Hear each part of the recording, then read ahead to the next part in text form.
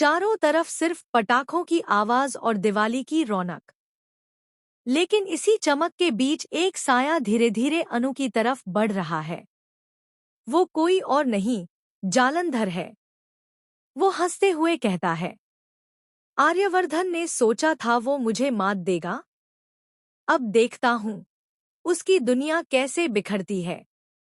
अगले ही पल जालंधर अनु को अपनी कैद में कर लेता है और आर्यवर्धन तक संदेश भेजता है, अगर अपनी अनु को जिंदा देखना चाहता है तो अकेले आना, वरना समझ ले ये दिवाली उसकी आखिरी रात होगी।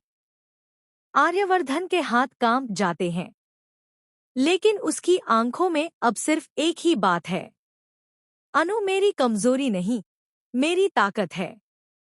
वो नील को बुलाता है और कहता है, अब वक्त आ गया है जालंधर की फाइल बंद करने का।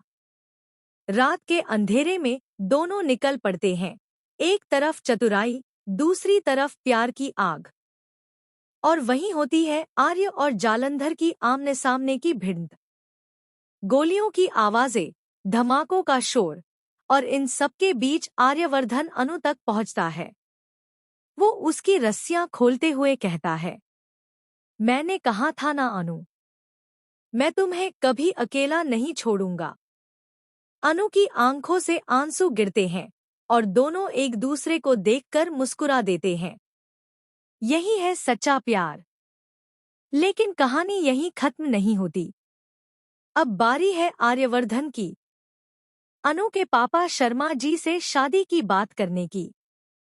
और यहीं से शुरू होगी नई जंग, जहां आर्य को साबित करना होगा कि प्यार उम्र नहीं देखता, सिर्फ दिल देखता है।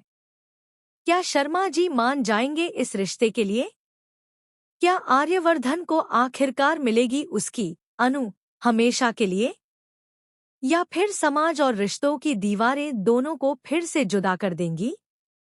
दोस्तों, कहानी अब रोमांस और इमोशन के नए दौर में प्रवेश करने वाली है। तो आप बताइए, क्या आप चाहते हैं कि अनु और आर्यवर्धन की शादी जल्द हो जाए, या